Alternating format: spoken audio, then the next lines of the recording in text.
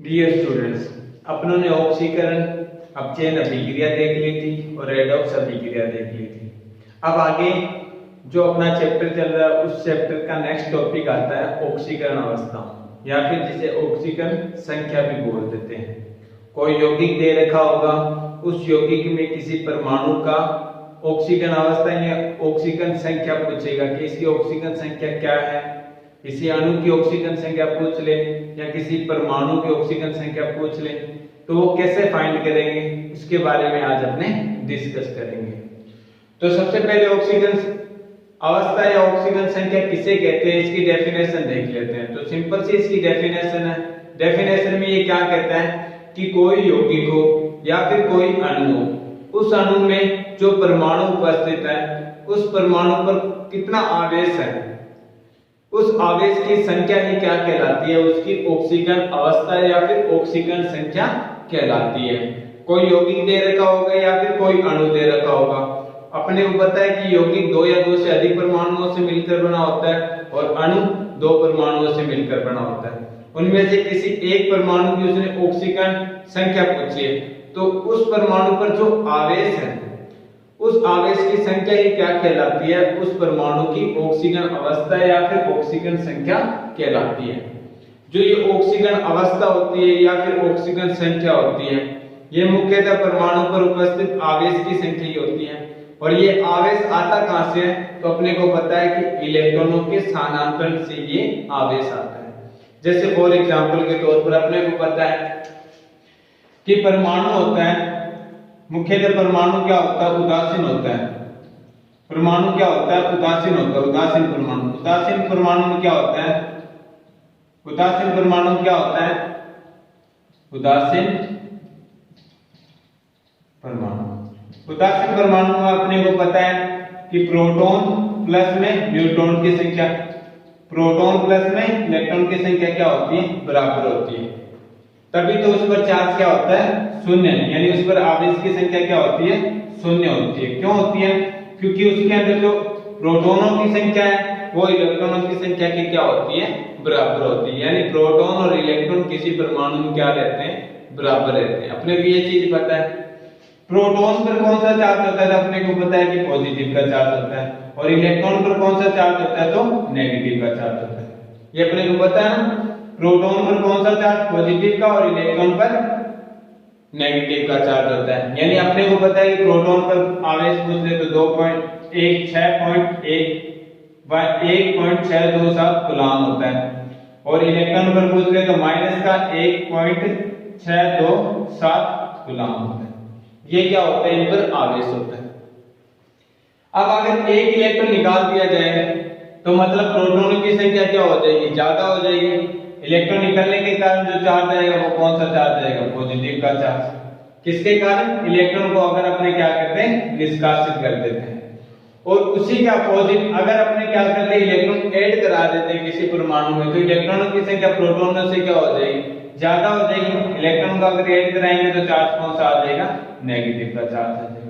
मतलब मुख्यतः जो इलेक्ट्रॉनों के स्थानांतरण से जो आवेश उत्पन्न होता है किसी परमाणु पर, वो आवेश की संख्या ही उस परमाणु की ऑक्सीकरण अवस्था कहलाती है। ये अपनों ने सिंपल सी डेफिनेशन में इसकी देख लिया कि आवेश का स्थानांतरण कैसे होगा। तो अब आवेश का स्थानांतरण अपने को पता है कि दो टाइप से हो सकता है।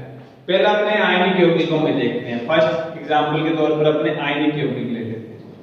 आयनिक यौगिक, आयनिक यौगिक की अपनों ने डेफिनेशन देखेंगे बाद में। आयनिक यौगिक होते क्या हैं, ये पहले आयन का निर्माण करते हैं। परमाणु पहले क्या करते हैं, आयन का निर्माण करते हैं, फिर ये आयन आपस में कौन से आकर्षण से, तो स्थिर वैद्युत आकर्षण से जुड़कर बंध का निर्माण करते हैं। कौन से बंध का निर्माण करते हैं, तो आयनिक बंध का निर्माण करते हैं। इसलिए इन्हें कौन से यौगिक बोल देते हैं, आयनिक यौगिक बोल देते हैं। जैसे एग्जांपल के तौर पर आयनिक यौगिक कौन से हो गए, NaCl हो गया, KCl हो गया, CaCl2 हो गया। ये सारे क्या होंगे, आयनिक यौगिक होंगे। तो आयनिक यौगिकों में आवेश मुख्यतः अष्टक के नियम के आधार पर होगा। अष्टक का नियम मतलब कि बाह्यतम कोश में कितने इलेक्ट्रॉन होने चाहिए, 8 इलेक्ट्रॉन होने चाहिए। अष्टक का नियम ये कहता है कि कोई यौगिक परमाणु होता है वो अपने बाह्य कंपोज में 8 इलेक्ट्रॉन पूर्ण करने के लिए क्या करता है, इलेक्ट्रॉन का आदान प्रदान करता है। कितने इलेक्ट्रॉन देता है, कितने इलेक्ट्रॉन ग्रहण करता है, ये अष्टक पूर्ण करने के लिए वो क्या करता है, प्रक्रिया अपनाता है। जैसे NaCl में देखते हैं तो अपने को पता है कि सोडियम परमाणु है, सोडियम परमाणु को का इलेक्ट्रॉन या विन्यास लिखते हैं या परमाणु क्रमांक संख्या लिखते हैं तो कैसे लिखते हैं, 11 नंबर पर आता है तो 2, 8 और 1 लिखते हैं ना, ऐसे ही लिखते हैं अपने। अब ये क्या करेगा, एक इलेक्ट्रॉन निकालेगा अष्टक पूर्ण करने के लिए, एक इलेक्ट्रॉन निकालेगा और क्या बनाएगा, Na+, मतलब सोडियम आयन बनाएगा। तो एक इलेक्ट्रॉन निकालने के कारण इसके बाह्य कंपोज में कितने इलेक्ट्रॉन रह जाएंगे, 8 इलेक्ट्रॉन रह जाएंगे। इसने क्या किया, एक इलेक्ट्रॉन को निष्कासित कर दिया।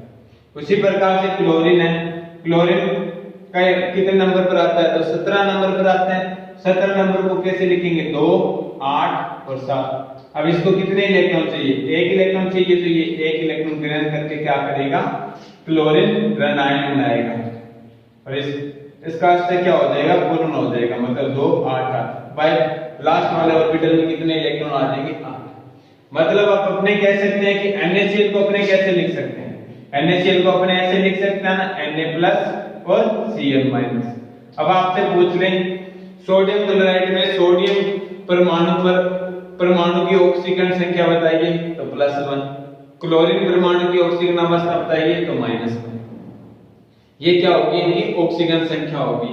अब सोडियम क्लोराइड में सोडियम की ऑक्सीजन संख्या कितनी होगी, तो +1 और क्लोरीन की ऑक्सीजन संख्या पूछ ले तो -1 हो जाएगी। क्यों हो जाएगी, तो ये अपनों अष्टक के नियम से देखा है कि इनका इलेक्ट्रॉनीय विन्यास चेक किया, इलेक्ट्रॉनीय विन्यास में कितने इलेक्ट्रॉन्स की कमी है अष्टक पूर्ण करने के लिए। तो अपने ने सोडियम में देखा तो इससे 7 इलेक्ट्रॉन चाहिए थे, इसके बजाय उसने क्या किया, एक इलेक्ट्रॉनों को क्या कर दिया, निष्कासित कर दिया। एक इलेक्ट्रॉन को जैसे निष्कासित किया इसका अष्टक क्या होगा, पूर्ण हो गया।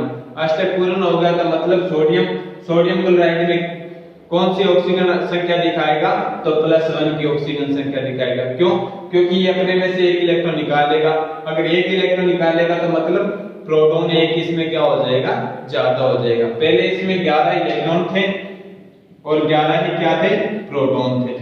जैसे इसने एक इलेक्ट्रॉन निकाल दिया तो 10 इलेक्ट्रॉन रह गए और 11 प्रोटॉन रह गए।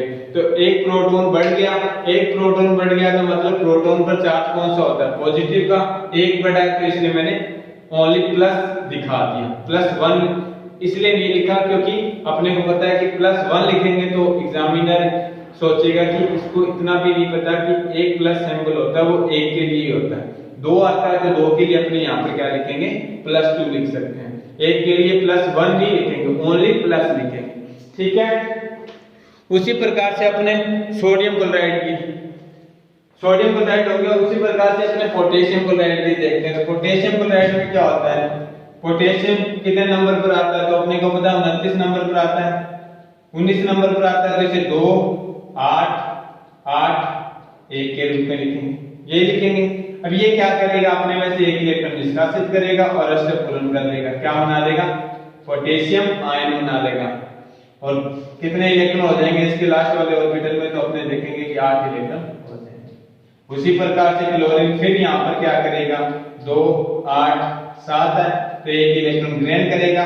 एक इलेक्ट्रॉन ग्रहण करने के कारण इस पर चार्ज कौन सा आ जाएगा, क्लोरीन ऋणावेश का चार्ज आ जाएगा। ऋणावेश का चार्ज आने का मतलब इसकी ऑक्सीजन संख्या क्या निकल कर आई है, -1 निकल कर आई है। इसके लिए अपने क्या लिखेंगे, 2, 8, एक इलेक्ट्रॉन ग्रहण किया तो क्यों, क्योंकि क्लोरीन में पहले कितने इलेक्ट्रॉन थे, तो 17 इलेक्ट्रॉन थे और प्लस में 17 ही क्या थे, प्रोटॉन थे। इसने क्या किया, एक इलेक्ट्रॉन को ग्रहण किया, एक इलेक्ट्रॉन को ग्रहण किया तो इलेक्ट्रॉन की संख्या कितनी होगी, 18। जैसे 18 इलेक्ट्रॉनों की संख्या होगी तो अपने देखेंगे कि एक इलेक्ट्रॉन प्रोटॉन से ज्यादा हो गया, एक इलेक्ट्रॉन ज्यादा हो गया तो इलेक्ट्रॉन पर चार्ज कौन सा था, नेगेटिव का चार्ज था। तो नेगेटिव का चार्ज मैंने क्लोरीन पर लगा दिया, ठीक है। तो ये आयनिक यौगिकों में होता है। उसी प्रकार से अपने इसमें देखेंगे, कैल्शियम क्लोराइड में देखेंगे तो कैल्शियम क्लोराइड में कैल्शियम कितने नंबर पर आता है, तो कैल्शियम आता है 20 नंबर पर। 20 नंबर पर 2, 8, 8 और 2, ये 20 पूरे हो गए। ये पीस पूरे हो गए तो ये क्या करेगा, 2 इलेक्ट्रॉन निकालेगा। 2 इलेक्ट्रॉन निकालेगा तो इस पर चार्ज कौन सा आ जाएगा, कैल्शियम +2 का आ जाएगा और इसका इससे क्या हो जाएगा, पूर्ण हो जाएगा, 2 8 8। उसी के साथ में क्लोरीन कितने जुड़े हुए, 2 क्लोरीन जुड़े हुए, तो एक एक इलेक्ट्रॉन एक एक क्लोरीन क्या कर लेगा, ग्रहण कर लेगा। अब आपसे सोडियम क्लोराइड में सोडियम की ऑक्सीजन संख्या पूछे तो +1, पोटेशियम क्लोराइड में पोटेशियम की ऑक्सीजन संख्या पूछे तो +1, क्लोरीन यानी कैल्शियम क्लोराइड में कैल्शियम की ऑक्सीजन संख्या पूछे तो +2। कैल्शियम की ऑक्सीजन संख्या +2 क्यों, क्योंकि कैल्शियम अष्टक पूर्ण करने के लिए 2 इलेक्ट्रॉन त्यागेगा और 2 इलेक्ट्रॉन त्यागेगा तो ये 2 इलेक्ट्रॉन कौन ग्रहण करेंगे, इसके साथ में 2 क्लोरीन जुड़े हैं और क्लोरीन को अपने को पता है कि ये 17 नंबर पर आता है। एक एक क्लोरीन एक एक इलेक्ट्रॉन लेगा तो कितनी ऑक्सीजन संख्या हो जाएगी इसकी, +2 हो जाएगी और क्लोरीन की ऑक्सीजन संख्या पूछे तो -1 ही रहेगी। ठीक है, यहां तक अपना आयनिक यौगिकों में क्या होता है, ऑक्सीजन संख्या कैसे देखते हैं वो कांसेप्ट भी कंप्लीट होता है।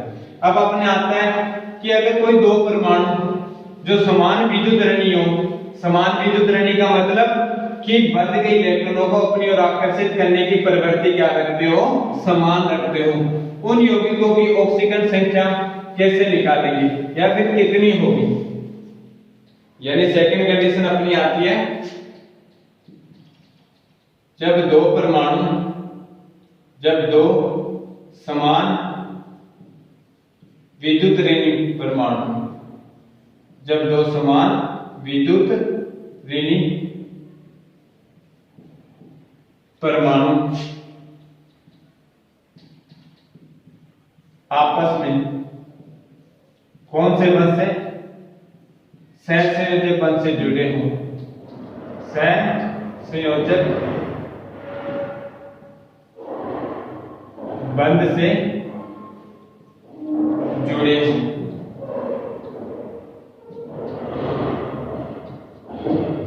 उनके लिए ऑक्सीजन संख्या कैसे फाइंड करेंगे। विद्युत ऋणात्मकता या विद्युत ऋणात्मकता का मतलब क्या होता है कि जब कोई 2 परमाणु साझे से बंध बनाते हैं और साझे के बंध के इलेक्ट्रॉन को अपनी ओर आकर्षित करने की क्या रखते हैं, प्रवृत्ति रखते हैं, तो उसे अपने क्या बोल देते हैं, विद्युत ऋणात्मकता कह देते हैं। सहसंयोजक बंध के इलेक्ट्रॉन को अपनी ओर आकर्षित करने की प्रवृत्ति क्या कहलाती है, विद्युत ऋणात्मकता कहलाती है। सहसंयोजक बंध कैसे बनता है, तो साझे के इलेक्ट्रॉन से बनता है और साझे के इलेक्ट्रॉन का मतलब कि एक परमाणु एक इलेक्ट्रॉन का साझा करेगा या 2 इलेक्ट्रॉन का साझा करेगा। क्यों करेगा, तो वो अपने अष्टक पूर्ण करने के लिए करता है।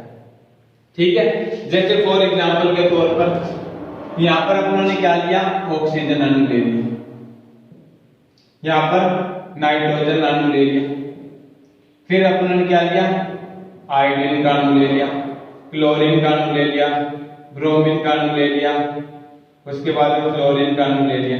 ये सारे अपनों ने क्या किए, कुछ मॉलिक्यूल्स ले लिए, अणु ले लिए, किनके, जो उनकी विद्युत ऋणात्मकता क्या है, समान है। क्योंकि अपने को पता है ऑक्सीजन की और ऑक्सीजन की विद्युत ऋणात्मकता दोनों की समान होगी, तो O ऐसे बंध बनाएगा, नाइट्रोजन में N ट्रिपल बॉन्डिंग N बनाएगा और आयोडीन में II बनेगा और क्लोरीन में Cl बनेगा और ब्रोमीन में Br बनेगा और उसी प्रकार से फ्लोरीन में F बनेगा। क्यों बनेगा, क्योंकि ऑक्सीजन कितने नंबर पर आता है, 6 नंबर पर आता है, 8 नंबर पर आता है तो 2 6 होता है, ये 7 नंबर पर आता है तो 2 5 होता है, ये आयोडीन कितने नंबर पर आता है, तो अपने को इतने देखना है, 2 8 8 18 फिर 17 इस नंबर पर आता है। क्लोरीन कितने नंबर पर आता है, 2 8 7 नंबर पर आता है और ये 2 8 8 और 17 नंबर पर आता है और लास्ट वाला 2 7 नंबर पर आता है। ये क्या होते हैं कि परमाणु क्रमांक होता है इनका, 8 नंबर है, फिर ये कितने नंबर पर है, 7 नंबर पर, ये काउंट कर लेंगे, 17 पर हो गया, ये 9 पर हो गया और बाकी अपने काउंट कर लेंगे। अब अपने देखते हैं कि आश्चर्य पूर्ण करने के लिए इसे 2 इलेक्ट्रॉन चाहिए, तो दोनों ने क्या किया, साझे से इलेक्ट्रॉन दे दिए।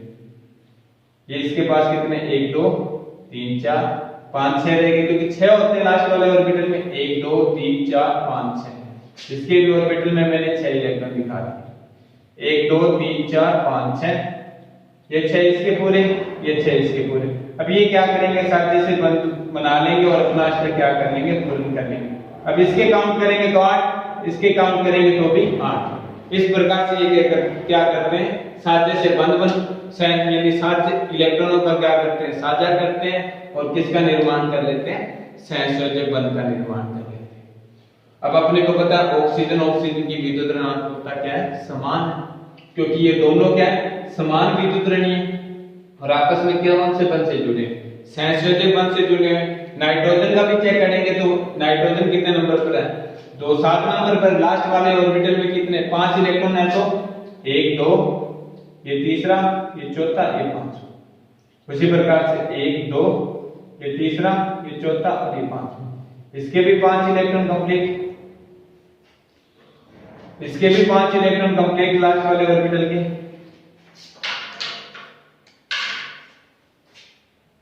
ये नाइट्रोजन के 5 इलेक्ट्रॉन, ये इस नाइट्रोजन के 5 इलेक्ट्रॉन। अपनों ने 5 इलेक्ट्रॉन दिखा दिए दोनों के। अब अपनों को पता है कि ये क्या करेंगे, सहसंयोजक बंध बनाएंगे और सहसंयोजक बंध से अपने क्या करेंगे, अष्टक पूर्ण करेंगे।